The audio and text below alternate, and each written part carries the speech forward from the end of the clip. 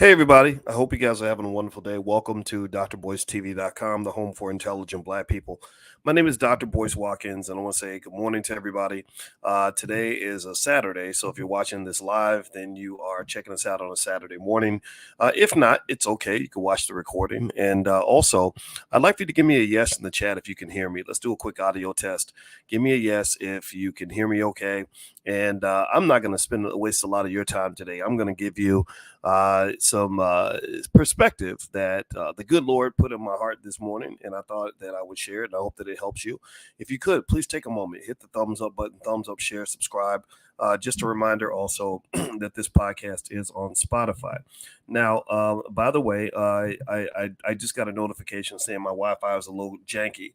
So let me know if you're able to hear me okay, if I'm coming through all right. If I'm not, if I'm coming through a little shaky, then I will have to switch my Wi-Fi. I'm on the road right now, and so sometimes that happens. So as you come in, get comfortable, buckle up your seatbelt. We're going to get started on drboycetv.com right now.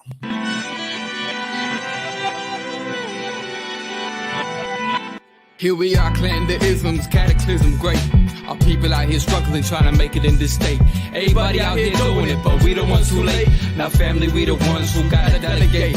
Get that money in the power, never be fake. Stick to co-sign for 3. What did he say? Create jobs, support our own. Educate the same and buy back your home. Got 3 degrees, triple 10. 3 PhDs, now we on the CNN.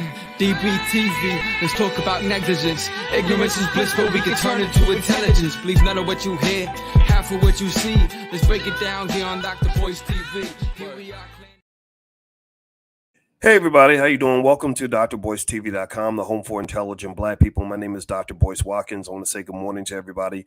As you come in, please hit that thumbs up button, thumbs up, share, subscribe, and thank you for the yeses to let me know you can hear me. Also, shout out the city you're from. Let me know what city you're from.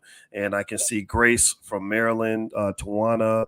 I see you, RW, Newest, Sherman. Brooks, good to see you. Thank you, everybody. Soul Powerful, Reginald Andrews, I see you too.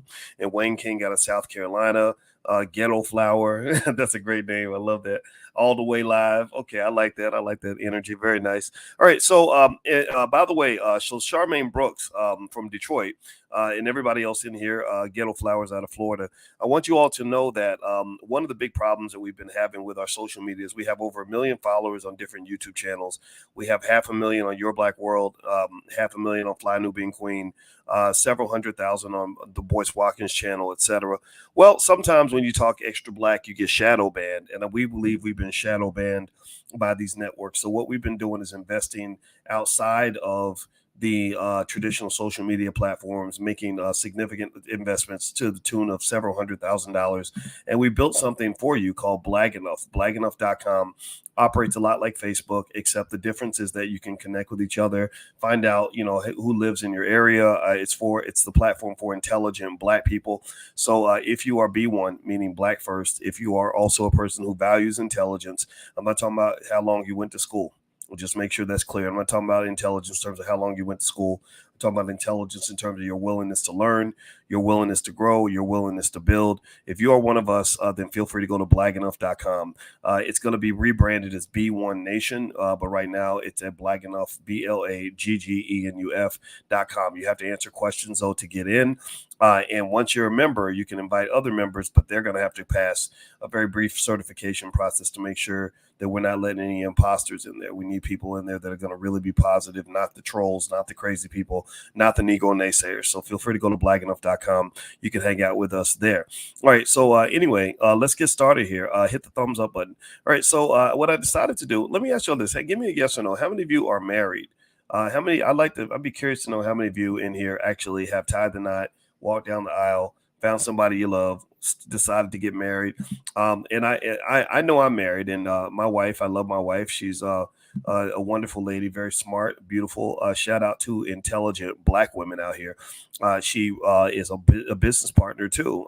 We have a podcast together called Pillow Talk with Dr. Boyce and Dr. Alicia Watkins. My wife is equally yoked in terms of education. She has a PhD in social work, and she's also a full professor, a licensed therapist. She's been seeing clients for a very long time. And her website, in fact, is coachingwithdralicia.com if you want to learn more about her. And the other day, I did something where I was, sort of diving into a little bit into the relationship space, because a lot of you have been asking me, what made me choose to marry her. And we actually had a post that I guess went kind of viral, because I actually mentioned that, I make no illusion of the fact that when I got married at 46, I waited a little bit. A lot of people want to get married at 26 and 36. I didn't want to do that. That wasn't for me. However, once I made that decision and once I found that person, I really stuck with that scenario. And so I just thought that since you guys were asking me so much about it, I would be honest about it. And also, believe it or not, actually, this is a heavily financial conversation, because give me a yes or no. Have you ever seen somebody go broke because they were in a bunch of bad relationships? Give me a yes or no if you've ever seen how financially devastated people can be after divorce. Give me a yes or no if you've ever seen a baby's mom, or a woman who became a baby's mama, or whatever society might call her, and was broke because she was trying to take care of a bunch of kids that were created by men who don't believe in taking care of kids. Give me a yes or no if you've seen that. Give me a yes or no if you've seen men go broke trying to impress, women, impress a big butt and a smile. Give me a yes or no if you've seen that. So this is heavily financial. This is a heavily economic conversation too. I wrote a whole book about it years ago called Financial Lovemaking. That Financial Lovemaking book, it's available on Amazon, but also we're actually putting our books on Audible right now. In fact, my new book, The 10 Commandments of Black Economic Power, should be available on Audible very, very soon. So if you are an audio person and you don't want to get the hard copy at drboycebooks.com, you can go to Audible. So anyway, this is big, man. This is so big. And the problem is that you live in a culture that is trained to be obsessed with sex, but not obsessed with intelligence, responsibility, or strategic planning. You do. You live in a culture, you look at the sexy red hip hop culture and all the nonsense that's being promoted, primarily with black faces on it. And you see a culture that is built on delayed gratification, not instant gratification. Excuse me, scratch that. You know what I mean? It's built on instant gratification, not delayed gratification. I said that backward. You live in a society that where everybody wants it right now, and people are willing to sacrifice the next 30 years, just so they can go and have an orgasm. Seriously, I mean, think about that. That's really what it is.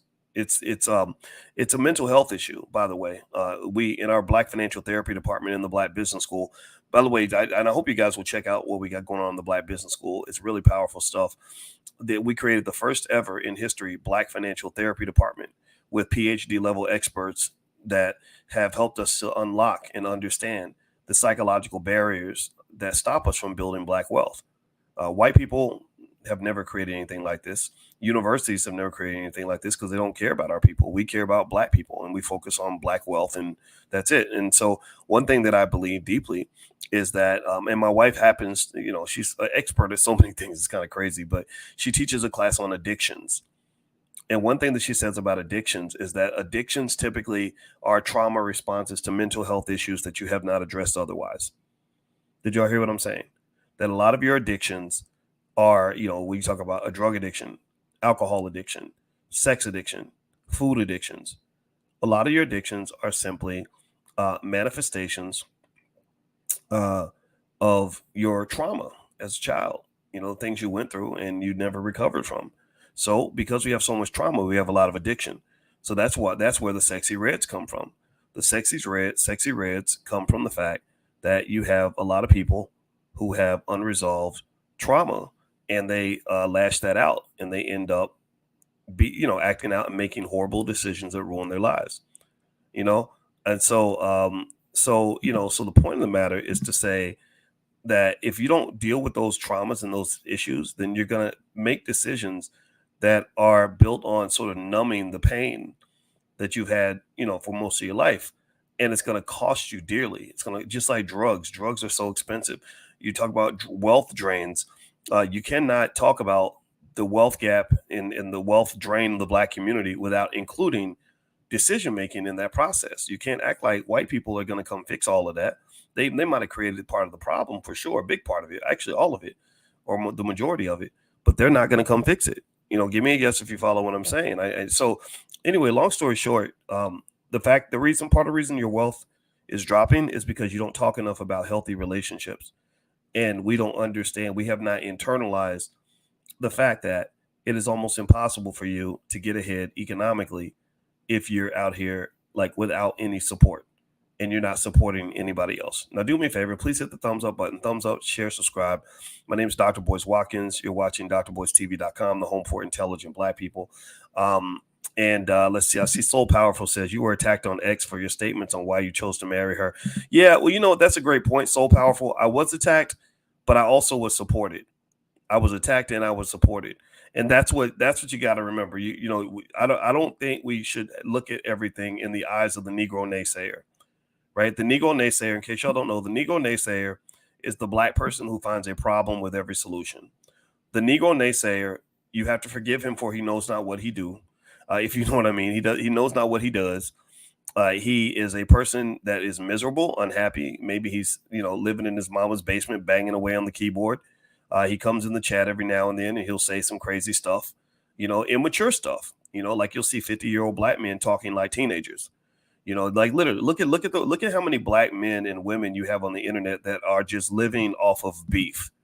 Think about it. Has anybody noticed that? Has anybody noticed how many grown-ass Black people there are in their 40s, some in their 50s, even 60s, who are living, like making their YouTube money by constantly attacking other Black people on the internet?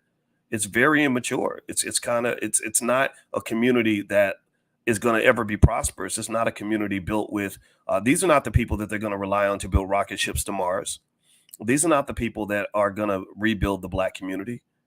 These are not the people that are going to save the Black family. Give me a yes if you're following what I'm saying. These are not the people that are going to build the future. These are not the people that are going to raise healthy children. These are not the people that are going to close the racial wealth gap. These are not the people that are going to get our community educated. These are not the people that are going to lead us to a better existence. These people, they're just sick. That's what they are. They're sick. And here's the thing. I don't care if people disagree with me or not. That's fine. I know the difference between a respectful disagreement and a disrespectful disagreement. I know the difference between a Black person who is asking a legitimate question that should be answered versus somebody who's just mad at the world and just hates me or hates anybody that they feel is doing better than them. I know this. I have hater glasses. I know how, I understand the mindset of the haterologist, right? Or maybe haterology should be the study of haters. I have a master's or PhD in haterology. I understand exactly how the player haterologist thinks. I know exactly what's going through their mind. So at the end of the day, I think that if you talk about who's attacking you, I encourage you to also remember who's supporting you. So, for example, when I got on one knee and proposed to my wife, and I shared that video, and I shared it because I think our young people don't have enough examples of what healthy love looks like. They think love is supposed to be nothing but pain, nothing but trauma, nothing but drama, nothing but struggle. They like that struggle love. You know what I'm talking about? You see people with that struggle love. I put me and my wife out there. It was very weird. It was awkward sometimes, but I put us out there because I'm like, you know what? Let me show these young people what it looks like when mature Black people get together and decide that they want to actually make their lives better. They want to help each other, and here's what happened. There were a whole lot of people that supported. There were 99.5% of all people were like, awesome, congratulations. They were inspired. And I loved it. The video got hundreds of thousands of views, and people loved it. But then there was an industry that came out of that. There's an industry of men who just felt that somehow loving a Black woman in public made you a simp. There were groups of men. I don't know where these guys come from. I have no idea. I'd love to talk to them. If they ever want to talk to me, they can come talk to me and explain where you're coming from. Because I like to listen to people who disagree with me, but they really, unfortunately, somebody lied to them. Somebody lied to you, brother. Somebody lied to you and told you, somebody hurt you. And they told you that the Black woman is your enemy. They told you that the Black woman unconditionally wakes up every day and decides, how am I going to destroy the Black man? They lied to you and told you that loving a woman and honoring a woman somehow makes you weak, when actually what makes you weak is running around here having the white man's foot on your neck because you're not engaged in strategic thinking that is going to prepare you for the future. Like what makes you weak is when you're destroying your allies, thinking that you're going to go to war and win a war when you're killing off all the people that would normally have your back. So ultimately, I was ready for that conversation. I was completely ready for the conversation. I enjoyed the conversation. You know, because I don't walk around wondering if I'm a simp. I know I ain't no simp. I know who the hell I am. Like, the question is, are you a simp? Who are you? You know, so ultimately, these conversations have to be had, because I think as Black people, we are in a cultural war. I really do. And I think that as Black people, we have to do what we can to make sure that we prepare ourselves for the future. All right. So anyway, let me give you this list. I know I always say there's a list. If somebody wants to be a smart aleck, you can write in the comments. He gets to the list at the 1534 mark, because y'all know how I am. I'd like to sort of give you the nuance of the conversation. If you could, please hit the thumbs up button, thumbs up, share, subscribe. Also, don't forget the All Black National Convention is coming up very soon. It's going to be October 20th in Atlanta at the Marriott Marquis. It's a beautiful hotel. The discount period, I think we actually got the discount on the hotel rooms extended, so it doesn't cost much, but it's going to be amazing. And the All Black National Convention is the #1 gathering on earth of intelligent Black people who want to build the future. So if that's who you are, then come on out. You know, this is not Black Liberation brought to you by McDonald's, no corporate sponsors. So this is not like the Congressional Black Caucus Convention, things like that. We don't take money from big corporations. This is not brought to you by the Democratic or Republican parties, because I don't believe those parties will benefit our people. This is really brought to you by Black people. And this is the most epic conference and convention on the planet, in the sense that you've never, ever had this many smart Black people together who simply said, let's solve problems for our community. Let's build for our people. Let's create something for our kids so they can look back at this era and be proud of what we did. They'll know that in this era, we didn't just sit around twerking and scrolling through Instagram and, learning how to rap or paying attention to our favorite celebrities. We were actually building something for them. And so we've been doing this for almost a decade. It costs hundreds of thousands of dollars to put this on every year. We raise the money ourselves. And this is just a fraction of the millions of dollars that we poured back into our community. I'm a finance professor, so I understand infrastructure. And this is part of that infrastructure. So if you'd like to join us, just go to allblacknationalconvention.com. There are spaces for a few vendors. We have a couple more vendor spots left if you have a Black-owned business. But also, if you just want to be an attendee, you can do that too. All right. So anyway, here is that list. I mentioned to you guys five questions you can ask a man to know if that man is ready for marriage. These are questions my wife could have asked me when we started dating.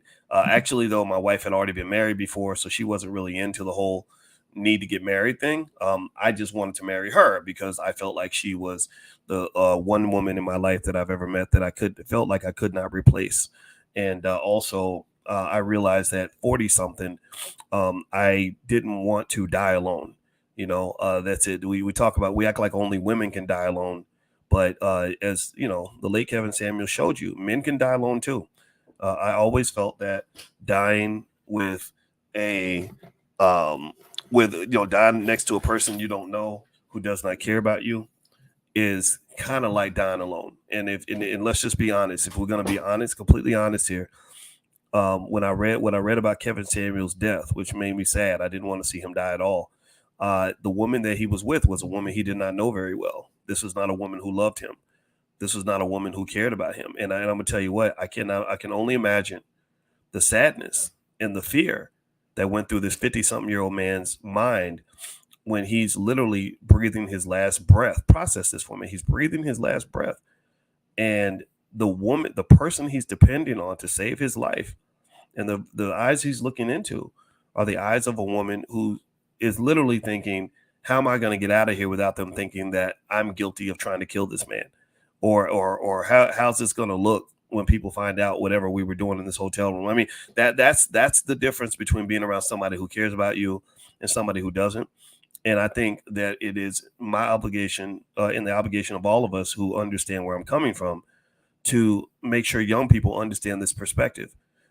Guys don't understand. We think we're young forever, and you have the stroke ward and the place where they have heart attacks and the cancer centers and stuff like that are filled with 40, 50-year-old Black men who thought they were going to be players for life, who thought that having a partner was just an obligation that was worthless and non-beneficial.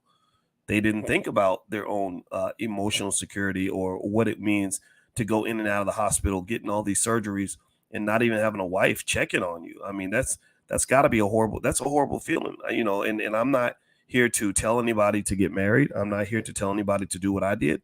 I'm just here to give you an honest assessment of exactly what went through my mind when I chose to get married in my 40s. I did not get married in my 20s or my 30s. I'm gonna be honest with you. Didn't want to. Didn't have to. Ain't nobody gonna tell me what to do. But at the same time, when reality's hitting and you have to make certain decisions, it's important to understand the importance of growth and development. And so anyway, so all right, so the 2031 mark is actually when I start on the list. So I thank you for being patient with me. All right, so here are 5 questions I would ask if I was a woman trying to figure out if a man is ready for marriage, because a lot of guys will waste your time. Give me a yes if you've seen this. A lot of guys don't have the same parameters when it comes to fertility that women do. Women have a window of optimal fertility. The window is, I want to say, something like between 16 and 28 or 29 or something like that. And now you can still have kids up until the mid 30s, but then you run into that space of it being a high risk pregnancy because of your age. And then, and I think that what really is unfortunate is that we have the consistent pushing of these narratives that women can do anything men can do, that women can wait, until they're 50, 60 years old and start having babies. And I just don't know the science that really supports that idea, right? I have not seen, anything that really says that you can just do what men do. Just like I know I can't do what women do. There are things women can do that I can't do. I can't have a baby. I can't give life. We need women for that. So anyway, so here are 5 questions I would ask. Number 1, you have to ask, what are your long-term goals? And this is important because you have to ensure that there's alignment in where you're going and where he's going. And also, if you ask somebody their long-term goals, I would listen for buzzwords like, are you mentioning marriage and kids? And what does that look like? And then maybe ask deeper questions to make sure they're not BSing you. Because, I saw Idris Elba, a tweet from Idris Elba. I don't know if Idris really said this because, tweets can be fake and all that. But he said something like, men fall in love with what they see. Women fall in love with what they hear. That's why women wear makeup and men lie. That was his argument. That's what he said. He said that's why women wear makeup and men lie, because women fall in love with what they hear. So you have some people that will just sell you a dream, that'll just sell you a lie, just tell you, oh yeah, baby, I'm looking for the one, and I think you might be it. I think you and I would look good having a couple kids together. And so I think that maybe one way to determine if somebody's really serious is to ask them more specifically about whatever goal, dream, or plan they claim to have. People that tend to be on a pathway to really accomplish things, they tend to be able to be very specific about what it's going to look like when they get there.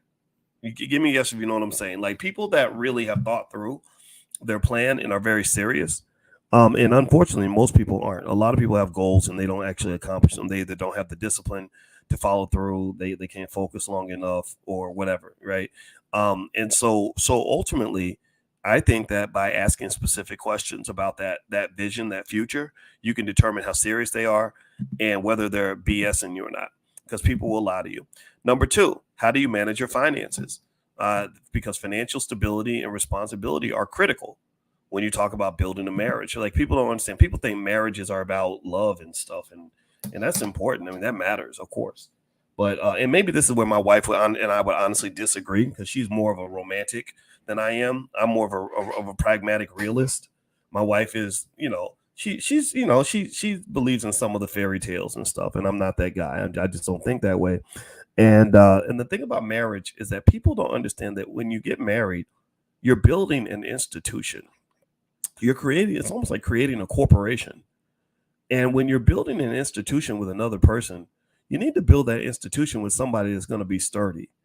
And imagine if you're trying to build a skyscraper and you're building the skyscraper with a person who doesn't work very hard, only shows up half the time for the job, doesn't have a lot of experience building anything, brings faulty materials to the construction site. You ask for high grade steel, they bring you low grade plastic. That person, that building's not going to be very good and it's not going to stand. And that person could end up hurting you and hurting other people. That's how I view somebody who is irresponsible with money. The truth be told, so I have seen when I wrote my book Financial Lovemaking, I learned I heard so many horrible stories from mostly women about how irresponsible men destroyed their lives. And if you listen to some of the rhetoric online, you see some of these men, and I hate it. It makes me feel bad, but I feel bad for them because what happened was America trained them to be little boys. They train them to focus on the wrong things. America doesn't want the black man to be a grown up. They want him to be a little boy who sits on the internet trolling people and whatever and attacking black women. Well, I hate single mothers. Single mothers are stupid. But what's hilarious is that most of these guys were raised by single mothers. That's the part that's just baffling. But maybe the fact that they were raised by a single mother makes them hate single mothers, right? Like, because they hate black children, they don't care about the black community. They think that if that's not my kid, then who gives a damn? And I've never thought that way because first off, I've seen a lot of women who don't have kids who can be really horrible people, very selfish people. And I've seen women with kids who could be good or bad, depending on the woman, right? And I think that that people who sort of think in that single-minded perspective, not only are they incapable of really building for the community, but if you look at their own lives, a lot of them haven't built anything in their own lives. Like if you just say, well, how much wealth do you actually have? How much have you accomplished? What's your education level? What's your work ethic? You'll find, unfortunately, that we have a whole generation of young men that were trained to basically sit in their mama's basement in their drawers, smoking weed and playing Xbox all day. And I don't really know what kind of community you can build on that. So first thing I would say, if you're going to get married, if you're a woman, you want to get married and you're a real woman, then you need to marry a real man. That's it. That's the biggest thing. Ladies, I put this on you. Some of y'all are real women, trying to be real women, trying to grow into mature, responsible women. And you're literally dating. I can see it quickly. My father's a real man and he trained me on manhood, responsibility, accountability. He trained me on real masculinity. A lot of black men get false masculinity that comes from these fake ass rappers, these athletes. They think that it's somebody dunking a basketball makes them a man. No, if you ain't taking care of your kids and you're not handling your responsibilities, or you one of these athletes that go broke, you're not really a man because nobody ever really taught you about that manhood is responsibility. Or some rapper, some loud talking rapper, just literally just all they do is yap. All they do is talk. That ain't no man. If you're a rapper and you're a billionaire and you care and you're really a man, then you would do man stuff. Like you would develop industry and say there's 50,000 people that now have jobs because of something I did. See, you don't understand. In the animal kingdom, masculinity is measured by your ability to be accountable for something bigger than yourself. This is really true. If you look at which animals, like which gorillas or which zebras or which giraffes are seen as the most masculine animals, they're not looking for a gorilla that can rap or a giraffe that can dunk a basketball. The ladies are looking for the animals that control territory, that have the ability to be accountable for something that's very large and vast. They can feed lots of people. They control lots of land. Do you understand what I'm saying? They that masculine lion or whatever will have the big harem because the women will say, I feel safe over here. This works. I can have babies over here and they're going to be fed. This is going to be good. So some of these basic ideas about being committed to true masculinity, or even having been introduced to true authentic masculinity, is critical to understanding if you can build a family on that man's back. A man has to be a rock to really hold it down for a family. When I think about my family, I think about something I'm willing to die for. When I think about my family, I think about something I am responsible for.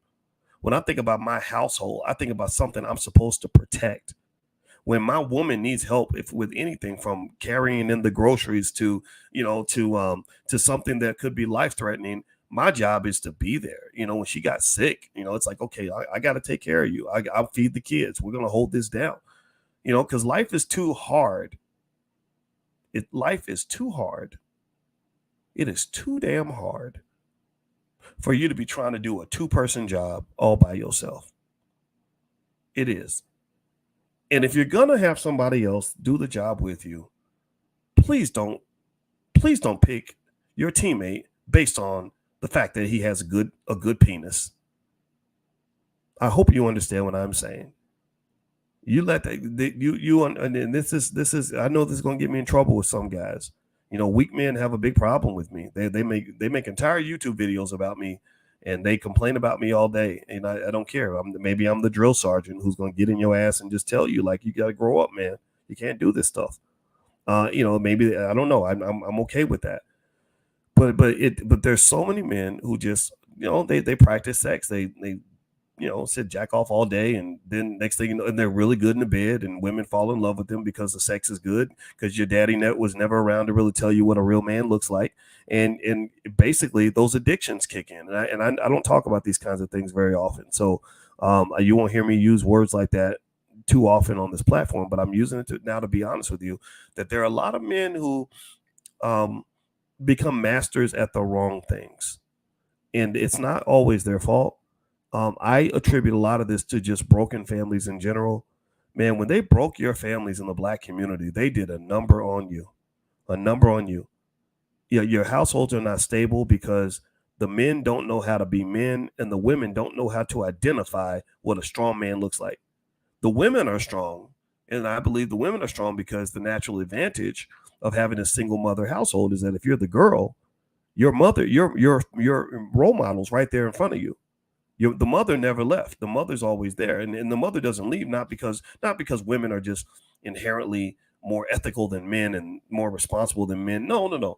The woman didn't leave because there's a chemical called oxytocin in your brain that makes it practically impossible for a mother to separate from her child.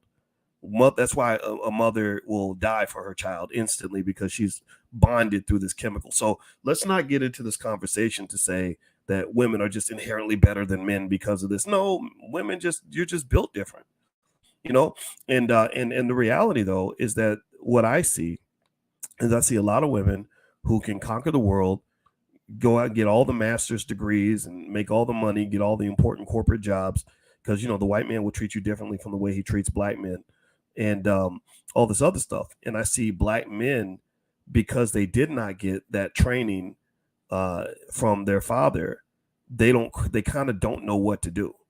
They kind of get intimidated by these really aggressive women who are kicking ass and taking names, and they don't know what to do with that, right? But then at the same time, those women who get all that training from their mothers to be great women are not always getting training on how to be a great wife. They're not getting training on what it means to be a quality woman all the way around, and I end up seeing, women saying things that don't make any sense to me. Like, I don't know why anybody would want to marry me. Look how good I look. And I got 2 master's degrees and I make $100,000 a year. And this is where I probably sound like Kevin Samuels, because I agree with Kevin on this. I don't think any man cares about how much money you make or how many degrees you got. They don't. And then really, honestly, I care.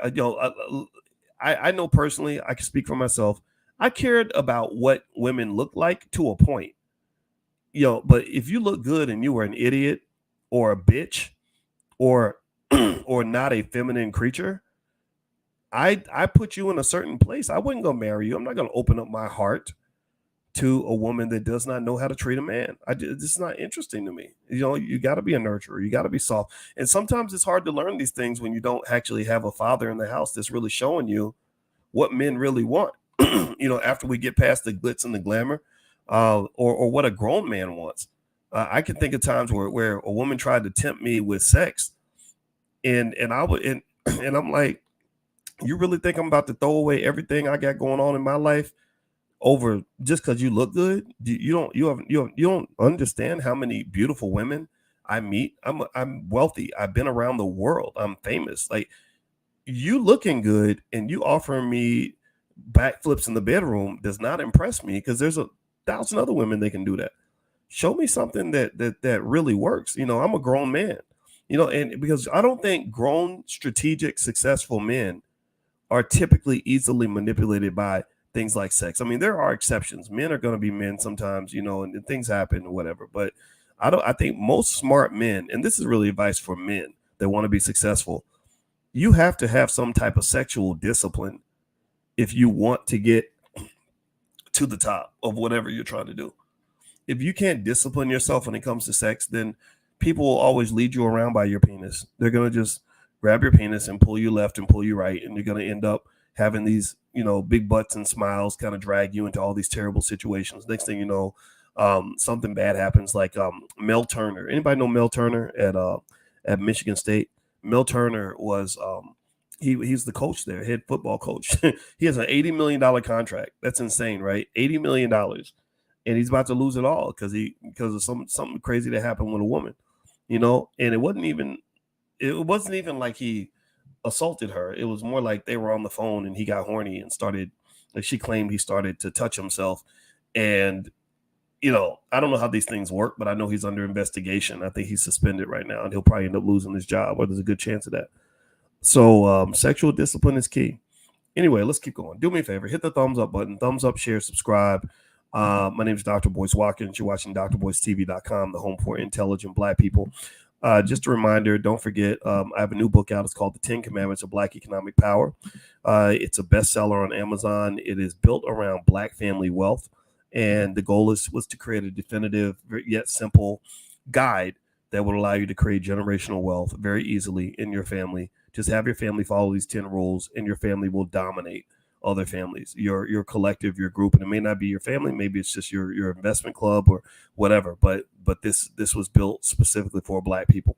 And also the All Black National Convention happens in Atlanta, October 20th through the 22nd. It is the #1 gathering of intelligent Black people on the planet. So if you'd like to join us at the convention this year, just go to allblacknationalconvention.com. That's allblacknationalconvention.com. Please hit the thumbs up button, thumbs up, share, subscribe. All right. So let me finish. I know I said I was going to give you the 5 questions you can ask to know if a man's ready for marriage.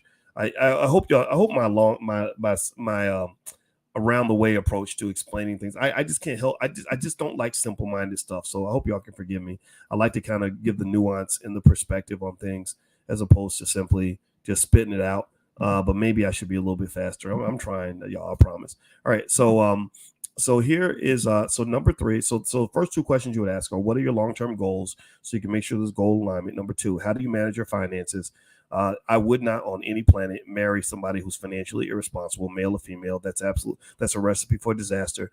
Number 3, what are your views on family and parenting? So the reason you ask this question is because if you understand his stance on family, that ensures that you have similar expectations.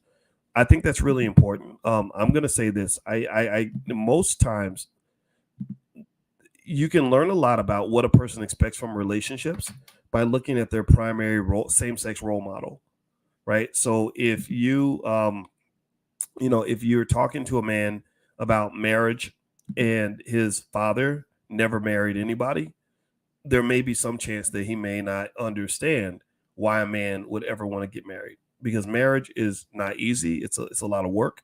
It's like running a marathon. If I'm not raised around, or if I don't know anybody who's ever run a marathon, all I'm going to be thinking is somebody run 26 miles. Do you get what I'm saying? Like I would literally say, like, it makes no sense. You're going to be tired. You're going to be sick. That's impossible. Like it wouldn't make any sense. And even if I tell you I'm going to run a marathon, but I've never trained for one, I've never seen anybody run one, nobody I know has ever done that, I'm going to run about 100 yards and get tired, right? And so a lot of y'all are trying to, when you marry somebody who doesn't have any sort of training or perspective on what's required to have a long-term relationship, that's like trying to run a marathon with a sprinter. Some of y'all literally are trying to run marathons with sprinters. When Halle Berry married Eric Benet, who was a sex addict, I was like, how's that going to work? I hope you ain't expecting monogamy from this sex addict who has performed on stage and had women throw their panties in him. I don't think that's going to work. So the thing about it is, I'm very agnostic in terms of how people feel about marriage. I think that if you hate marriage, you think Alpha Playbook says marriage is trash. I bet you Alpha is probably under the age of 35, and I understand. I get it. I felt that way when I was under 35 too. But what happens is that when you get into your 40s and your 50s, and even in your 30s to some extent, if you want to have children that love you, things like that, you can see further down the road. And one of the most important things about being a successful human being, successful man, and I guess I would consider myself in that category. I don't have any life regrets. I don't look at my life and say, oh my God, look at how many mistakes I made. I thought about these things when I was 19 years old. So I made plans. I achieved the goals. I can literally say I accomplished everything I wanted to accomplish. I even married the girl of my dreams. So I'm very happy with my life. One of the most important things that a man should consider in his decision making is how to make sure you never get trapped in the moment. Because what happens is that if you're 25, you're going and you're only making the decisions that make sense to a 25-year-old, then you're gonna end up being unhappy when you're 45, right? Because one example will be athletes. You see a lot of athletes who think they're going to be young forever, so they spend money like idiots. They get 8 girls pregnant. They have $250,000 a month in child support, and they think it's cool because as soon as they get their next contract, they can pay all the child support. Everything's gonna be fine. They cannot imagine life after basketball. You're a 24-year-old athlete with a 40-inch vertical leap, and you think you're going to be 24 for the rest of your life. So you're not visualizing when you're going to be 34, 44, 54, 64, 74. You're living life for today and today only.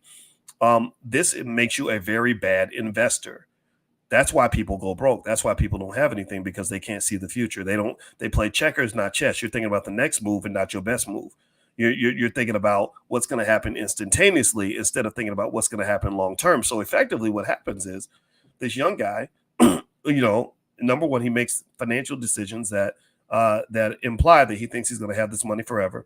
He doesn't invest in people. He gets all the girls pregnant, doesn't spend any time with his own kids, because he thinks, well, who cares about these little Negroes? They just get in the way. They stop me from going out and getting more ass. And then what happens is when he gets, and I've seen this, because I'm 52, I've seen when that guy gets to be 34, 44, and 54. So when he's 34 and he can't play in the NBA anymore because he's old and he's got the bad knees, and then suddenly he's going bankrupt because the baby's mamas still want their $250,000 a month. Also, if he picked up bad habits as an athlete, maybe a drug addiction or whatever, he's going to have to deal with that. Then on top of that, you have scenarios where he only invested in learning how to be a great basketball player. So now that he's in his 30s, he has no job. He's unemployed. He's working at Burger King or something. And then he gets to be about 40. Now all those little kids have grown up and become adults who hate their father. And so it's humiliating to him because now he's got nobody that he's invested in his life that cares about him. So then he hits his 50s. Maybe he gets sick. Nobody's visiting him in the hospital. Nobody gives a shit about him because he never gave a shit about anybody but himself. And he's all alone. He's sitting in if God forbid, he's sitting in the stroke ward or something and nobody's coming to visit him. And also on top of that, he never saved all those millions he was making when he was an athlete. So he's going broke now. He's way in the negative financially. So he becomes an embarrassment, a disaster. And don't throw in something like an alcohol or drug addiction, because that's going to be even worse. I've seen this. I've seen guys go from being the cool guy in their 20s to literally looking like a damn bum when they get to their 50s, looking like the biggest simp loser that you can imagine. Kids don't respect you. Women don't respect you. You've never done anything good for anybody but yourself, because the world taught you to behave like a selfish asshole and a little boy your whole entire life. And the whole time you thought you were being an alpha, when really you were positioning yourself to be the ultimate bitch. You were positioning yourself to be the white man's punk, because now look at you. You're in your 50s, in your 60s. Don't nobody care about you. You have no legacy. Your children don't want to be around you. And ultimately, all this came from the fact that when you were 24, you thought you were going to be 24 forever. Martin, there was an episode of Martin where there was one point where Martin came in and he said something. He was talking about Gina. If you remember the show Martin, he was in love with Gina, and him and Gina got in a fight. He was like, "Man, I don't need these women. I don't need marriage. Marriage is for suckers. I ain't trying to tie myself down. I'm a player. I'm doing this, doing that." and he was playing poker with some OGs, some older guys. And one of the old guys said, he said, you know what they, he said, you know what they used to call old fools? Old fools used to be called. He said, what? He said, we used to be called young fools. And that was it. And he said it real simple like that, to say, you ain't going to be young forever. And so a lot of times when you see men giving other men very bad advice, like marriage is terrible all the time, and women are horrible, and single mamas ain't shit, and whatever, these are a lot of times these are just young guys. They're just young. That's, they in many cases, they haven't made a plan for the next stage of their life, and it's one of the things is that, and I'm not here to tell everybody that you should go get married. I'm not here to say that at all. But what I am here to say is that you better invest in people. You better invest in people at some point, because if you don't invest in people, then when you get older, you will have nothing. You will have absolutely nothing. And I'll give you an example. My father, he was when he got back from Vietnam, he married my mother. And my mother had me. My biological father was not around. And I was 3. My father adopted me. And again, because he's a very masculine male, he took responsibility for all of us. He decided, this baby's mine, this woman's mine, this house is mine. And he went out and did what was required to maintain that house. A lot of men are kind of fear masculinity, authentic masculinity, because they don't have the confidence to say, this is going to be mine, and I'm going to maintain this. That takes a lot of testosterone, a lot of work ethic, a lot of focus, a lot of discipline. And unfortunately, we don't have a lot of that training in our society. Rappers can't train you how to be disciplined, because rappers are not disciplined people. I know rappers. Most of them are not disciplined people. They can only make songs. The athletes are disciplined when it comes to sports, but unfortunately, a lot of them are not disciplined when it comes to life. And that's why you see athletes end up in crazy situations. So anyway, when my father took over, it was hard. He could have been out, meeting women and living his life, but instead he would come home every day to his wife and her son, who was not his actual biological son. And he did that for years. He invested in me. So when my father got older and he started to get sick, guess who was there for him every single day? Now that he's not the strong man that he used to be, guess who's going to be with him until the day he dies?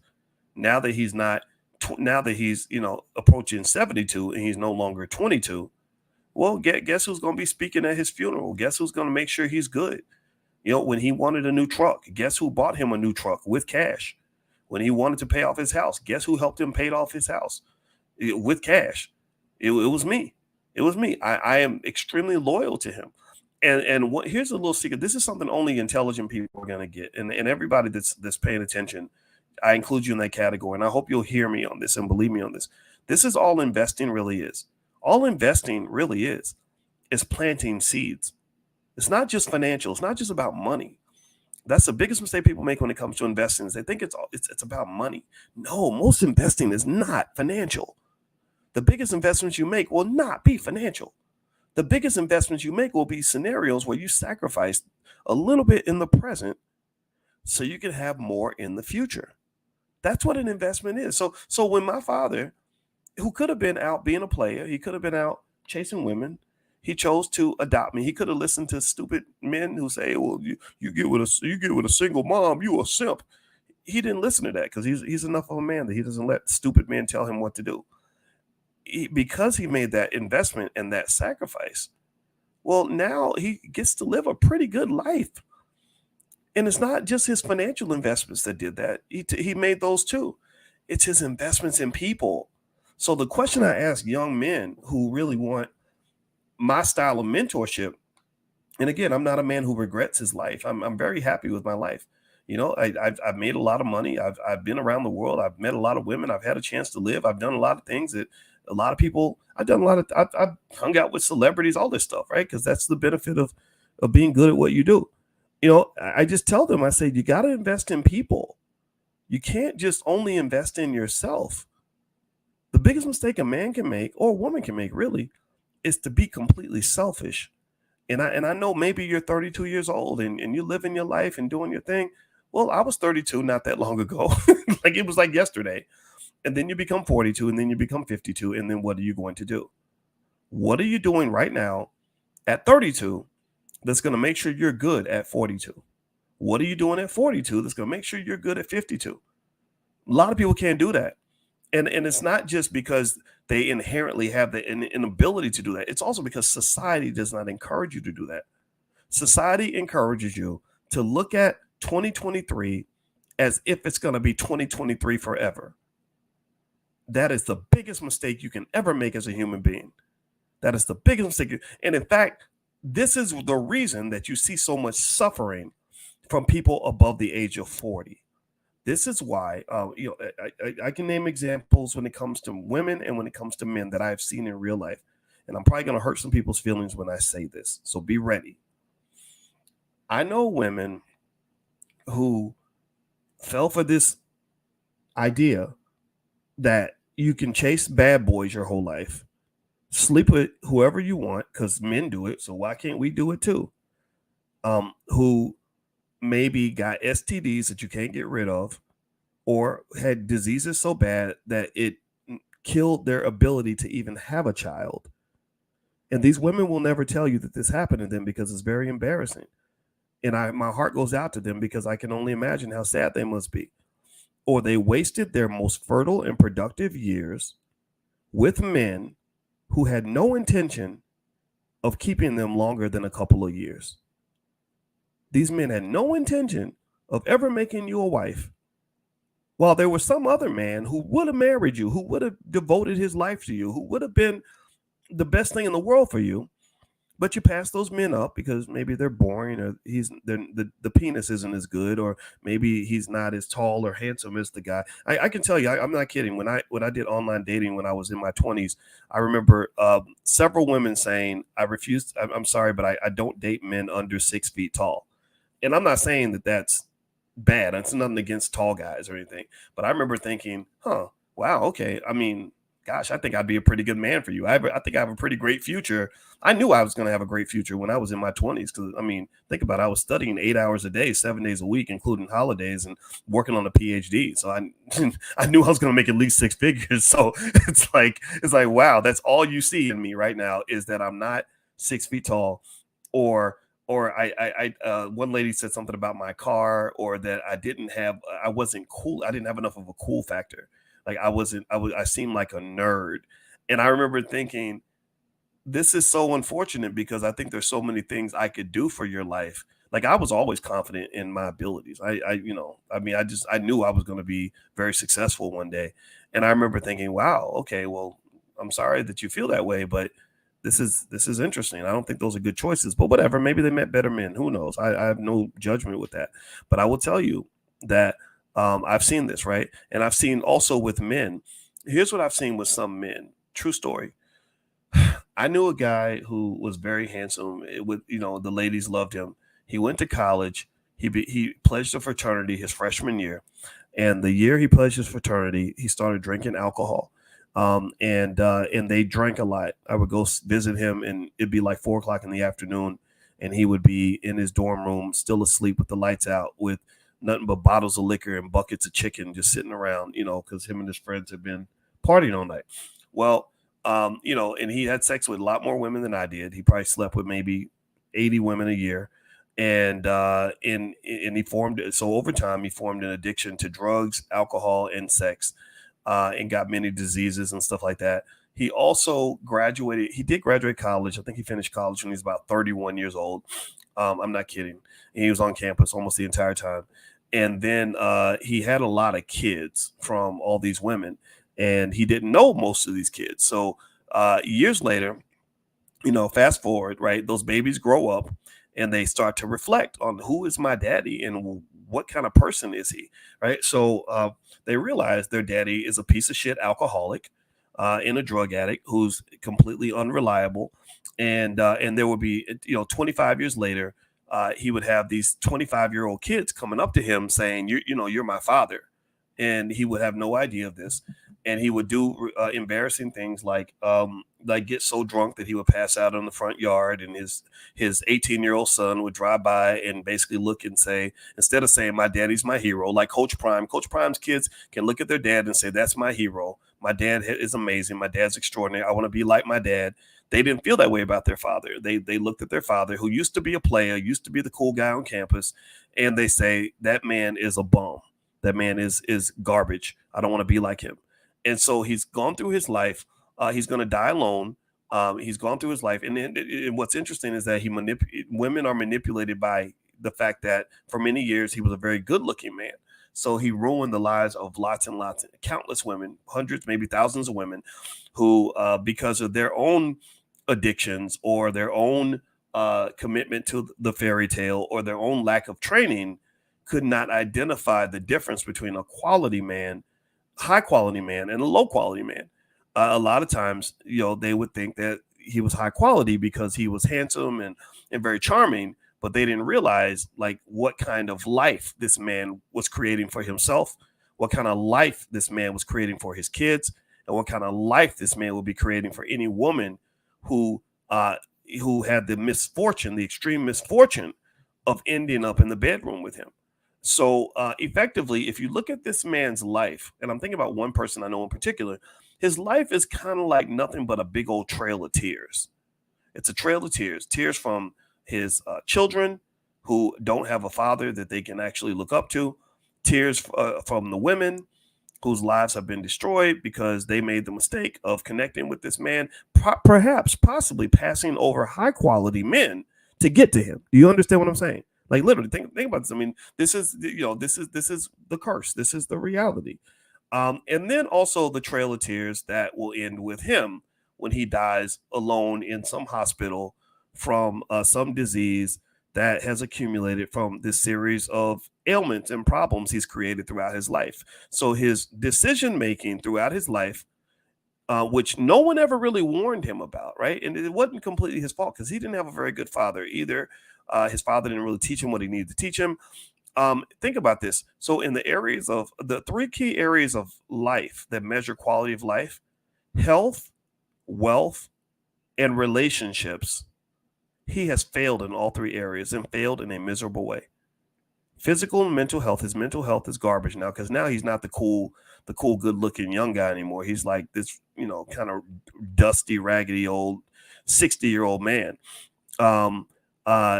So his mental health is gone. His physical health is horrific. I mean, that's what happens when you spend 30, 40 years consuming nothing but liquor and drugs and fried chicken and having sex with 18,000 women. That's going to affect you eventually, right? So his physical health is kind of drained. And then on top of that, because he never invested in people, none of these kids, none of these women is going to come visit him when he's at the hospital. They don't come to pick him up when he goes to doctor's appointments, none of that. He's just the nasty old man that nobody wants to be around now. What in terms of wealth, of course, his economics is in the garbage because he never really worked for anything, never invested anything for his future, never made the sacrifices that a man is required to make to actually be financially secure. Doesn't save his money, doesn't invest his money, doesn't do anything for the future. All he did was spend it, and so he could go chase more pussy. And also relationships. He has no healthy relationships with anyone. There's not one of the thousands of women that he's slept with, some of whom he got pregnant, cares enough about him to be there for him. Not one of those children that he has is going to be there for him when he's an old man, having more and more physical health issues. And so I think the question to ask young Black men is that the kind of life that you want? Is that really where you want to be? Or do you not even care? And if you don't care, then who taught you not to care? I think society raises. I think our people are really trained to be very reactive and not proactive. I think that's what it meaning that we will allow our whole lives to fall apart. We will make one bad decision after another, let all the consequences roll in, allow all of these bad things to happen, and then we just say, woe is me. This is so bad. This is so terrible. It's so hard to be Black. And I don't know exactly where all this came from. As you know, in the Black Business School, we read Dr. Claude Anderson books every Wednesday night, and he talks about how slaves, the slave mentality is real, and slaves were taught, particularly black men, were taught to be uh, very loyal to white people, but hardworking for white people, but very uncompetitive. And uncompetitive people don't tend to be strategic. They don't tend to make plans. They don't tend to be very disciplined. They just tend to see themselves as victims of what other people choose to do.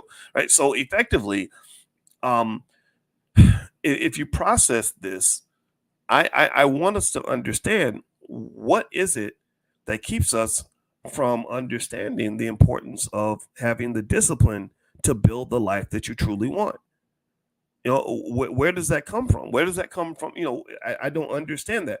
And I think the difference, I know that when I would go to college and I would be around guys who were making horrible decisions. I mean, I'm talking about drinking, like, getting pissy drunk every night, not studying, not thinking about their financial uh, future on any level. Yeah, these guys, their lives are messed up now, right? And I remember thinking to myself, I got into an argument with a football player one time who I think he was going to beat me up because he probably could have, because he's like 6'5", 250 pounds. But I didn't care. Sometimes I just say whatever's on my mind. I'll deal with the consequences later. And I basically said, you're a punk. And because he had said something to me, I said, you know what, punk ass bitches like you don't take advantage of your opportunities. You got a scholarship, you don't study. All you do is drink all day and you sleep with all these nasty ass women. And I said, what's going to happen is in the 20 years, I said this to him when I was 19 years old. I kid you not. I said, in 20 years, I'm going to be rich and successful. And some nigga like you, that's why I used the N word. I said, some in blank like you, I'm not going to say it again, is going to get mad at me because I'm successful and he's not. I said, he's going to get mad like it's my fault. Like I got lucky. And you just got unlucky because you black. Oh, it's so hard to be black. It's racism. It's like, no, racism is not what's keeping you from opening your books and studying. Racism is not forcing you to sit around and smoke weed and drink liquor all day. Racism is not what's causing you to make all these crazy decisions that you're making. You're fully aware of that. Maybe it's bad culture. That could be bad. That could be it too. And I just really, I enjoy having my platform because I like to sort of be a little bit of a counter voice for young black men who are seeing things in hip hop culture. Have you seen how many rappers die before they're 50 years old? Have you noticed that? Do you understand how unnatural that is to have all these rappers die? And some of them get killed from the violence, but then a lot of them die just from shitty habits. They die from horrible choices. Think about it. Think about this. Do you understand what happens to your body when you ain't consuming nothing but chronic and fried chicken for 30 years straight? And you ain't doing nothing to try to be like health conscious. And the thing is, the crazy part to me is that we have been trained to believe that black male self-destruction is cool. That is somehow cool. I can't tell you how many times I had to stand up toe to toe with guys that tried to make fun of me because I don't drink alcohol. I was talking to some guy who offered me a drink. I said, no, I'll take water. And he said, here they'll think you're not a man if you don't drink alcohol. I said, I don't give a shit. If you're a man, you don't need to prove to people that you're a man. You just are a man. You just exist. So I don't know. Alcohol does not make me more of a man. Alcohol makes me a drunk. No disrespect to people that drink. I'm not saying anything good or bad, but one thing I'm gonna tell you, one thing that made me really appreciate Coach Prime a lot was Coach Prime. I was stunned that Coach Prime and I have such similar backgrounds. It was shocking to me. He told me that his father was on drugs. I said, man, my father was on drugs. He said that he had a father and a stepfather who both dealt with drugs. I said, I did too. and then he talked about the alcohol and how the alcohol made him say, I'm not going to drink. Like, that's why I don't drink to this day. And I said, man, that is a smart guy. That's the same. When you see, has anybody ever seen how pathetic it is to have like drunk ass uncles and cousins and black men just falling on their face and their whole lives falling apart because they can't put down the bottle?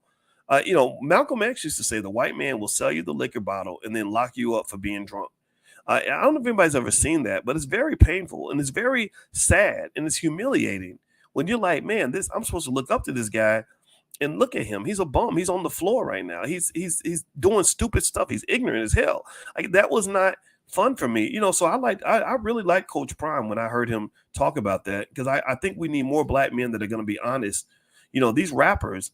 That's why these guys die. Look at DMX and some of these other guys. They die young because they have the most unhealthy lifestyle that a human being can have. And what's really messed up is that they've trained women to be attracted to these horrible men, these anti-men, these false men, and you pass up the real men, the solid men that are in your community. Because you didn't have a father. Your daddy was not a solid man. He was a raggedy drunk or whatever.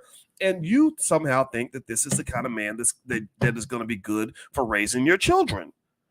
Those are not going to be good fathers to your kids. And so again, though, I think that what happens is that our addictions to things like sex and whatever. So maybe you're lonely. So, and his sex is good. So that makes you think he's the man for you. So these addictions can distract you from your purpose. These addictions can distract you from discipline. The addictions can distract you from long-term strategic planning that is required for you to build a positive and productive life. Okay. I know I've been kind of going on and on. It's a Saturday morning, so what the hell? I just decided to just let it out today. Do me a favor, please hit the thumbs up button. Thumbs up, share, subscribe. You're watching drboycetv.com, the home for intelligent black people. My name is Dr. Boyce Watkins, and since I'm a finance professor, I'll mention to you guys. We have a lot of free resources you can pick up at my website, boycewatkins.com, and also if you'd like to get profit alerts sent to you via text, and or access to things like our $5 a day investing plan that will take any family from poverty to wealth in one generation or middle class to upper class very quickly. Just go to boycewatkins.com, or you can text the word stock to 31996. Text stock to 31996. I'll send you those things out immediately. It'll be free of charge. So, that's what it is. All right. So anyway. Now, I see a couple of y'all mentioning Deion Sanders about talking about JSU. Yeah, I didn't like that. If you guys remember, I did not agree with Coach Prime leaving Jackson State. I understand why, from a personal and family basis, it benefits him tremendously because Jackson State doesn't have Colorado money. Black people don't have the money that white people have, and I understood that. But I also felt that that his $1 billion brand, and that's what he is. I mean, this man's $1 billion brand. I really would have loved to have seen that manifest itself at an HBCU, but I understand, he can make his own decision. It just makes me sad because Jackson State still ain't even got clean water, and people in Colorado, they live in good high out the hog on Coach Prime. I think they've already made like $250 million off of him. Like literally they made $250 million, and they're going to give him, some sort of massive offer, contract extension. I can see them coming in and offering him something like $20-30 million a year. And he deserves every penny, and I wish him the very best. I just wish we could have a plan where our successful celebrities could translate that success into the black community. And I think that's where I feel like something's missing. I'd like to see our black men become more industrious in the sense of saying, I need my success to be everybody's success. And I can't say that I'm not an athlete like Coach Prime. I didn't have the physical gifts to do that. But I am in finance. I was kind of like the prime time of finance. I mean, literally, I was the only black man on the planet to get a PhD in finance, or black woman. Actually, there was no African-American male or female on the earth to get a PhD in finance the same year I got it. And that's because it's really, really hard to do, extremely hard to do. It's like being an economic surgeon. And basically, my success was already there. I was offered 6-figure jobs as soon as I came out. I was one of the hottest recruits in the country, and all this other stuff. But I really felt that the best way to maximize that greatness that God blessed me with, that I worked for, I worked my ass off for that. I mean, studying 8 hours. Who studies 8 hours a day, 7 days a week for 9 straight years? I mean, it was tough. I figured the best way to get the most out of it was to share that with as many people as possible. Right. So that's when I started strategizing on ways to get out on the internet. And we've done it. Our videos have gotten over 500 million views. I have over 1 million subscribers on different platforms. And y'all know what I do. I come in here and I give you my honest assessment every day. But the other thing, too, that's true about me is that I'm not a black man. I'm not a finance professor who happens to be black. I'm a black man first who happens to be a finance professor. So that's why, I developed the Black Business School, because I said, if there's one problem I can help solve and implement the solution that will make a massive difference in Black history, make a massive difference in the state of our people, make a massive difference in the happiness and well-being of our people, it will be the wealth issue. And the reason the wealth issue is the most important problem we can solve is because most of our problems come down to economics. Most of our slavery, when white folks have their foot on our neck and we can't have what we want, it comes down to money. Most of the reason we get up and go somewhere every day, like, you can think about it, you get up in the morning as a parent, you're supposed to want to spend time with your kids. You're supposed to want to spend time with your spouse. Maybe you're supposed to be laying in bed with your husband or your wife, getting some, or going spending time with your mama, whatever, but you can't. You got to go spend time with your boss. You got to go to some toxic work environment where nobody likes you and they treat you like a black person every day, and it makes you stressed out and unhappy and miserable and creates all this anxiety. Why do you have to do that? Well, you have to do that because you don't have financial security. Because if you have financial security, then all that will be moot. You wouldn't have to get up and go to that plantation every day. You'd be able to actually live your purpose, live your life, be happy. So this is what it is. I don't teach finance. I really teach happiness. That's it. I see it that way. I see it's like, okay, this is a pathway to just a more fulfilled existence. And that's what I really want for you. I want you to just look at your life and be like, okay, this is cool. I like living. Life is good. And it's hard to do that, when you got stupid little financial problems blocking you from your purpose and your destiny and everything else. So this is why I do what I do, and I don't have the same reach as Coach Prime. I don't have the swag that he has, but whatever I do have, I want that to go to Black people, and I want to see people's lives better because I was in it. I want you to be able to say, hey, Dr. Boyce, because I listened to you, my life is better now. That makes me happy because I know that if your life is better and you're making better decisions, then that means your kids' lives will be better and they'll make better decisions, which means that their kids' lives will be better and they'll make better decisions, right? We're creating custom. We're creating tradition. We're talking about what that really means for a Black person to be free, successful, and happy. And these are the conversations that I just love. I could do this all day. Anyway, Grace says, please get a TV show. I've talked to people about stuff like that, but it's very difficult to do things without money. You have to have money to get things done. And so we've been able to raise some money, not as much as I want. I saw Byron Allen talking about how he raised, he's raising $10 billion to buy ABC. And I was like, God, if I could get $1 billion, there's so many great things we could do. But it's okay though. I don't have $1 billion, but we have what we have. And we've invested it. We've raised about $25 billion, and we've applied that to the goal, to the initiative. We've helped over 10 million people learn how to buy their first share of stock. Every year, we have the All Black National Convention, which is the largest gathering of intelligent Black people on the planet. We've solved so many problems for the community. We've created the first ever Black financial therapy department, where we have put in the spotlight leading Black therapists who can help us understand the psychological barriers that keep us from building Black wealth. We've got it done. We've employed lots of Black people, so we're getting things done.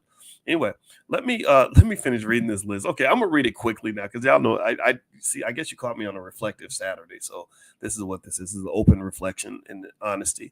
All right, so I was actually starting off talking about 5 ways to know, or 5 questions you can ask to know if a man is ready for marriage. This is really also just for women that don't want to waste time. When you talk about investment, the biggest investments you make in life will not be money. It will be things like time. It'll be things like energy. It'll be things like your love. All these things are more important than just money. Okay. So effectively, if you don't want to waste time, then you have to really ask certain questions. You have to do an investment. In investing, they call that due diligence, right? So before you invest in a person, you have to do your due diligence. And a lot of times what I find is that we don't do that. We get distracted by what somebody looks like, or how much money they have, or how good the sex is. And the next thing you know, you're in a toxic situation with a horrible person because you didn't take the time to do the due diligence. So some more due diligence questions you can ask. In addition, I'll read the first 3, then I'll quickly get through the last 2 because I know I'm stretching things out today, but it's because I'm reflecting on a lot. Number one, what are your long-term goals? Figure out what their long-term plan is. If a person can't tell you their long-term plan, that means they don't have one. That means that person probably won't be successful, because success does not typically happen by accident. How do you manage your finances? That's a good question, because, again, financial problems are a leading cause of divorce and a leading cause of financial misery. And you don't want to be a person with financial goals who is partnered with somebody who is going to screw up the money. What are your views on family and parenting? By knowing a person's perspective on family, how they were raised, what kind of house they were raised in, what their primary same-sex role model chose to do, that tells you a lot about how they view relationships. Like, I saw my parents get married at 22, 23 years old. They've been married 50 years. So in my mind, that's what I thought everybody was supposed to do. So pay attention to that. Number 4, how do you resolve conflicts? Woo, buddy. Oh, Lord. That is such a big one. I was counseling a young brother about this just yesterday. He just had a baby with a woman. They fight like cats and dogs. And I had to explain to him, I said, look, bro, you're going to have to get some outside help. Conflict resolution is so hard in relationships. So hard. And here's the thing. Never believe the fantasy that being married to somebody means you ain't never going to argue. It's just, get that out of your head right now.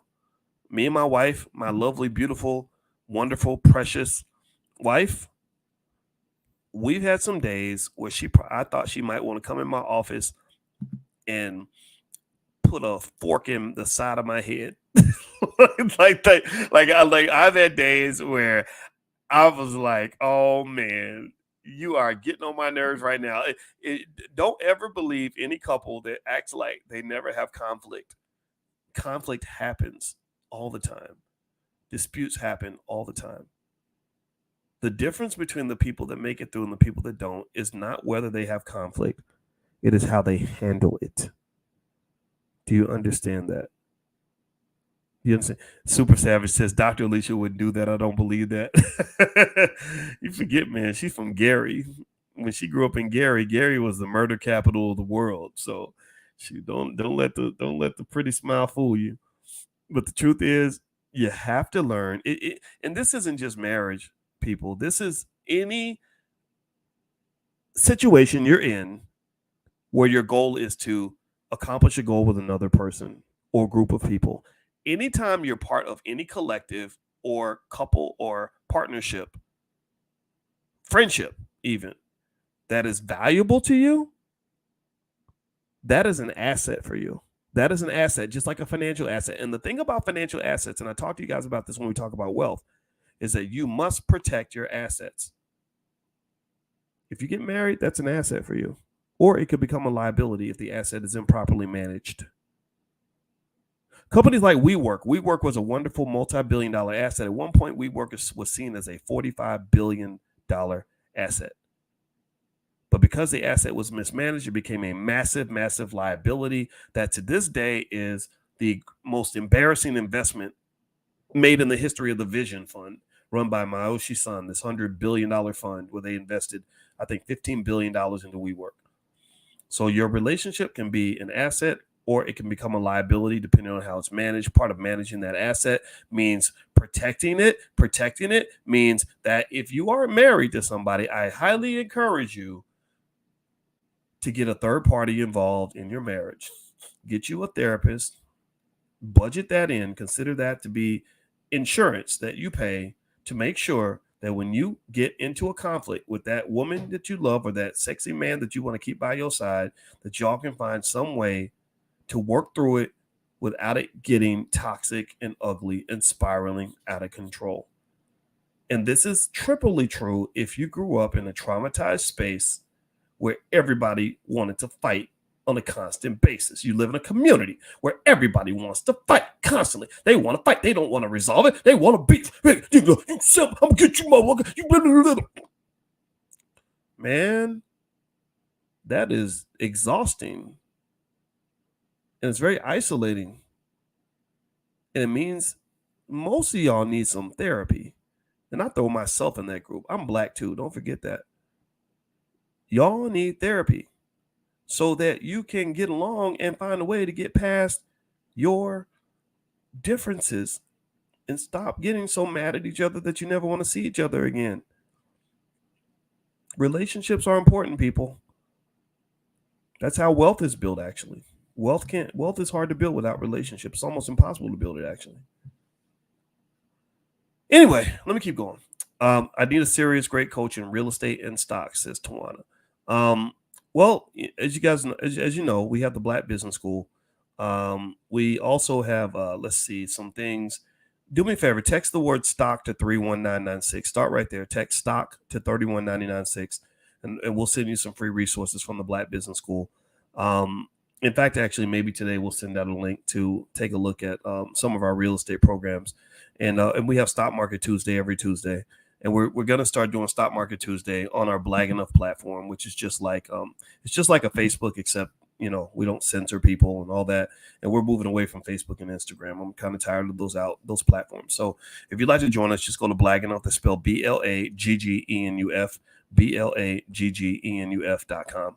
And you have to answer questions to get in, though, because we don't let everybody in there. All right. And my website is boycewatkins.com. So you may find something on that page that you like. We also have resources for kids, financial flashcards for kids, financial workbooks. And my new book is called The 10 Commandments of Black Economic Power. All right. So here we go. So number 4, how do you resolve conflicts? That's probably the most important question to ask. And I don't think you should just ask it. I think you should look at evidence of how a person resolves conflicts. If a person tends to escalate conflicts, you do not marry that person. You do not do that, because a person who always takes it to the next level, like if you pull out a knife, they pull out a gun, and then they pull out a gun, so you pull out a bazooka, and you pull out a bazooka, so they pull out a nuclear warhead. People who think that way, who escalate conflicts, they can't have relationships. They're like rockets at NASA in the 1950s. The first rockets in NASA, they would explode, because all a rocket launch is a controlled explosion. It takes a lot of energy to get a rocket off the ground. So basically they have all this combustion that happens, and all this these chemical reactions that lead to these explosions, and you have to control and manage that to use the propulsion to get you out of the stratosphere. That's how rockets go up in the air. So NASA's biggest problem when they first got started was that half of their rockets would blow up, because they could not control the explosion. The chemical reactions would keep on escalating to the point where the whole rocket would blow up. So a lot of your relationships are in that same category. They're these spaces where there's all this passion, all this energy, all these feelings, all these emotions, everything else.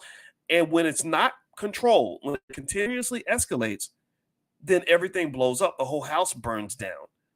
Right? So effectively, you're going to need to make sure that you have a process to de-escalate your conflicts. Just like that rocket. When that rocket starts to overheat, they have a cooling process to calm the rocket down. Nuclear reactors have a cooling pool to calm down and to shut down the fuel rods or whatever, to cool them off, so you don't have some sort of out of control reaction. So effectively, that piece on conflict resolution, I'm telling y'all, if you really care about anything in your life and you really want to be successful on any level, I would literally take a whole class on conflict resolution. Like I would literally, or go read a book about it, go watch videos on it, get 5 steps to conflict resolution or conflict de-escalation. If you never learn that and you're Black, then you will probably never be able to really be successful for any prolonged period of time. That's just my belief, and that's honestly God truth.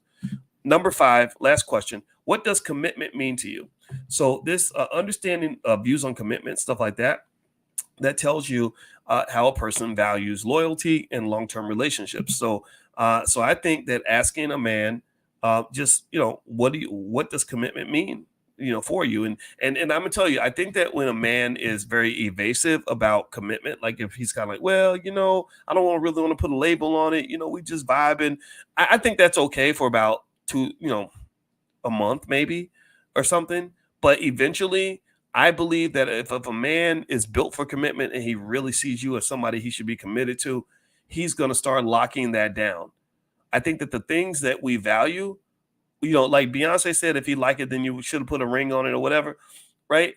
Now, here's the thing. I believe just because he didn't put a ring on it didn't mean he didn't like it. That's the thing I think that's a misperception. People think, oh, if you like me, then you'll put a ring on it. The problem is that you can't put a ring on everything you like. When you're a man, like I could not, like I've met so many amazing, awesome, intelligent, gorgeous women that I really liked, in my 30s and my 20s and even in my 40s. I just didn't put a ring on it because I knew I only had one ring I could put out there. Do you understand? So if maybe if I could have married 20 women, then yeah, it would have been easy, right? I'd been like, yeah, you're awesome. I'll put a ring on it. But putting a ring on it means you have to be the one that they pick, and that's a really high standard. People forget. People don't understand how high that standard is. It's like if you have the Olympics and you're running the Olympic finals of the women's 100-meter dash. You have 9 of the fastest sprinters on the planet. Only one person can get the gold medal. Sha'Carri Richardson was the fastest woman on the planet. Only one person could be Sha'Carri Richardson. Now, just because other women did not win a gold medal does not mean they weren't fast. Everybody on that track had to be fast. You had to be fast just to be in the running. But only one gold medal could be given out. So I think marriage is kind of like the gold medal. So to me, if you're really trying to get married, you gotta consider that, right? Like the question is not, does he like me or not like me? That's easy. Yeah, he probably does. Men, we can like a lot of women. The question is, does he like me enough that I'm gonna get the gold medal? That I'm gonna be the one he picks above all else? That is a really, really, really high standard. So I'll use myself as an example. If you were a woman who looked at me at, say, 38 and said, wow, Boyce really likes me, I think that means I'm going to be the one. You would be wrong. You're not wrong about Boyce liking you. Yeah, Boyce might have liked you, right? Yeah, you look good, girl. You're so pretty. You're so smart. You're so awesome to hang out with. But that does not mean that I'm the guy that's supposed to be your husband.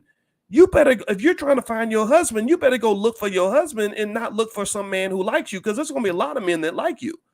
And only 1 out of 30 of those men might be the one that might be your husband. And the problem is, and this is where you miss your husband, I believe, is because you're the guy who literally says, I'm picking you over every other woman I could possibly be with. There's a good chance he may not be the best looking person in your view. He may not be the best looking man in your phone. I'm not saying he's going to be ugly or stupid or broke. I'm just saying that the guy who is the absolute best pick, your number one draft pick, he probably likes you, but there's a good chance he may like a lot of women too, or a lot of women may like him. So a lot of times, I think that people miss the importance of balancing between quality and competition level. I don't know if you get what I mean.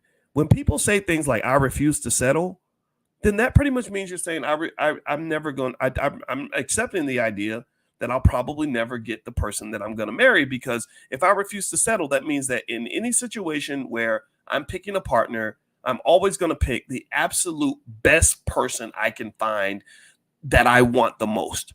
And I think that is making the decision in a faulty way, because you're missing an important criteria, which is, am I also the best person that they could possibly pick? That's a tough standard, because that means they have to be your number one pick. You have to be their number one pick. And sometimes when that's misaligned, it can cause people to end up wasting time. So if I'm sitting here and I'm really trying to get married, I'm gonna tell you, as a man, I was never trying to get married. I knew I could get married with a phone call. It was, marriage is not hard to come by when you are marriage material. Girls would meet me and they would tell each other, oh, he's good marriage material. And it was usually because I had a great career and I made a lot of money and stuff, and I was a pretty nice person, right? And I'm proud of that. So getting married was not hard. But I'm telling you, if I was trying to get married and that was my goal, my question wouldn't just be, are you the best person I could be with? I would be trying to figure out, am I the best person? Am I the person that you consider to be the best person you could be with? Because if you're not settling and I'm not settling, then that typically means we're not going to end up settling for each other. Either I'll choose you or you'll choose me, but it's rarely both at the same time. And I think that's the part that people miss all the time. And I really think that vetting another person means asking the questions to make sure that they're not going to waste your time. Because what happens, unfortunately, to so many women is they will spend their peak mating years with a guy who has no plans with for the future that involves that woman. That man will literally spend time with you that he's literally sort of wasting until he meets his wife.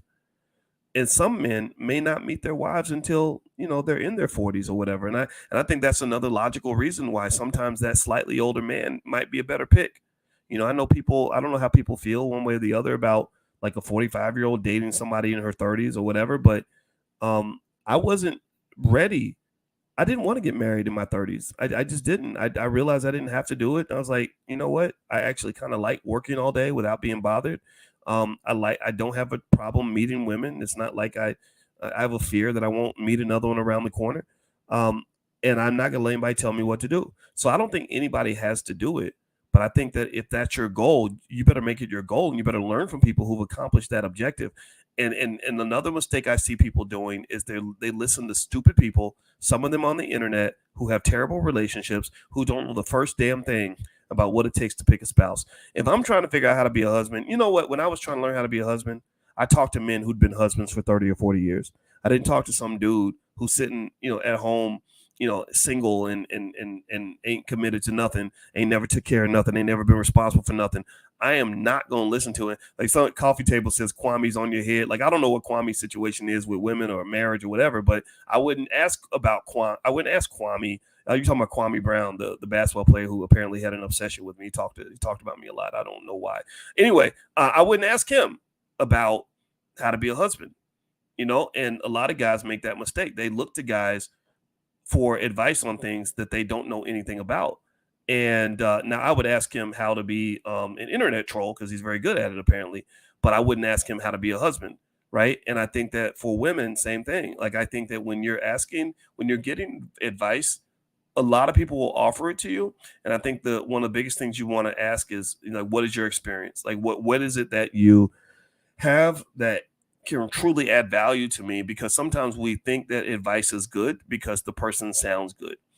Or we think that advice is good because, maybe I'm on the internet and I'm a woman and there's some handsome man who tells me all the things women want to hear, like a Derek Jackson. And so I'm going to follow his advice, even though there's nothing about Derek Jackson's advice that was tried, tested, and true.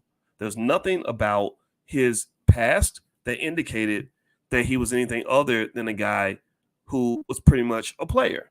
He's 30. What else do you expect? You're a 40-year-old woman trying to get married, listening to a 30-year-old man who's got women in the closet, and he's telling you how to get married. Well, that's a recipe for disaster. That's not going to work. Or you're a single woman looking for a husband, and you're getting advice from other single women who can't find a husband, or who can't keep a husband more than 10 minutes. Well, that's not going to work. If I'm a woman and I'm looking for my husband, then I go find a Felicia Rashad. I go find some woman who's been married to her man for 30, 40 years and say, please give me the truth. Give me the honest to God truth. Tell me what I got to do. Tell me what's wrong, what I got to change, what I got to reconsider. Listen to that. There's something out there that offends a lot of women that this lady named Ro El Cutno does, called marriage school. And I'm not saying that everybody should do something like that, but I do think that all of us should have our own version of marriage school, or whatever your goal is. And this is the last thing I'm going to say, then I'm going to get out of here. I've been talking for a long time. Whatever your goal is in life, go to school for that thing. Don't assume you're going to automatically figure it out through instinct, unless you were raised in the culture that you're trying to connect to. If, like, for example, if I was going to be a rapper right now, if I said, you know what, I want to be a rapper, you know what I'm going to do? I'm going to go find the best rappers, and I'm going to sit and hang out with them, and I'm going to take classes from them. I'm going to pay them to teach me the culture and how to go in the booth and how to do everything. I'm not going to go to another college professor and say, I need to learn how to rap, right? Or I'm not going to assume that somehow I magically will just understand how to be a rapper. I don't know how to be a rapper, right? I'm going to go study what I want to do. If you want money, then don't just assume money's going to fall out the sky. Don't just assume that you understand everything you need to know. Don't go talk to your broke friends on how to make money. Go find somebody who makes money and say, what do you do to make money? Right? Do you get what I'm saying? I hope that this helps. So if your goal is, if you get married, if you're looking for a spouse, find somebody who's found one. If you are trying to be a spouse, trying to be a good spouse, find somebody who's achieved that goal. That's it. If you want to lose weight, same thing, whatever it is, whatever your goal is, learn from the teachers who can truly teach, not just the people who sound good. Because some of these people out here are just stupid, stone cold idiots. I don't even respond to them. Like I've seen people do in coffee table. I see, I know like lots of videos get done about me all the time. I don't even watch them because I don't listen to idiots. I just don't. Maybe that's the benefit of being a college professor. I know enough. I know enough to know I don't know everything, but I also know enough that when I need to learn something, I don't need to learn it from idiots or people who failed in life. And so a lot of people will talk crazy and say stupid things and give inappropriate advice because they failed all through life and they want you to fail with them because misery loves company. Don't hang out with miserable people. Don't listen to idiots. Go find people that you respect, who've accomplished the goal that you're trying to accomplish, who can really teach you what you need to know. And believe me, life is a university. And if you want to succeed at this son of a bitch, you better go study. You better go practice. That's all I got to say. I hope this conversation was helpful. I hope that somebody benefited from it. Maybe everybody didn't like everything I had to say, but it's okay. You don't have to agree. I enjoyed hanging out with y'all this morning. I'm going to go take me a nap. This was just like a fun little diversion. I didn't even plan on doing this podcast this morning. But by the way, this podcast is on Apple and Spotify. So if you go to Apple or Spotify, look up Boyce Watkins, you can find me on there. Also, my website is boycewatkins.com. We have financial flashcards and workbooks for children, as well as my book, The 10 Commandments of Black Economic Power, and a lot of free things like a training I did on how to make money without working. Feel free to go to boycewatkins.com if you'd like to take a look. That's boycewatkins.com. Last but not least, the All Black National Convention is happening October 20th in Atlanta. It is the largest gathering on earth of intelligent Black people who want to solve problems for the Black community. We're also having things like the singles mixer, stuff like that, as well as the B1 ball, which is an elegant ball with beautiful Black people dressed up very nicely. Everyone loves that. We have gatherings and family reunions and think tanks and everything else. So if you are in that crowd of intelligent Black people who believe in Black love, Black wealth, Black success, and Black independence, then come to the convention. It's allblacknationalconvention.com. You will find your people there. I guarantee it. And I love this place because it's a wonderful oasis in a sea of chaos. It's a wonderful place to go where you're not going to be influenced by ignorance. You're going to be influenced by ideas that will benefit your family immediately. So feel free to go to allblacknationalconvention.com if you'd like to join us. And as you can see, you've got a B1 nation out here. You've got millions of people that want to do right. So this is what allows me to ignore the nonsense. It's because I know that we've got intelligent Black people that are going to change the world and that are changing the world right now. Some of you are already doing it. Some of you are millionaires, husbands, fathers, wives, mothers. You're building businesses together. You're building communities. You're buying property. You're achieving your goals. You're getting married. You're loving each other. You're raising your kids properly. That's who I want to roll with. I want to roll with the winners. I am not on any planet interested in hearing what determined losers have to say. Either you roll with the winners or you got to roll out. So have a good day, everybody. God bless you. Thank you so much for listening. And I'm going to check back in with you guys in a day or so. And I hope you guys have a great day. Love you. Peace.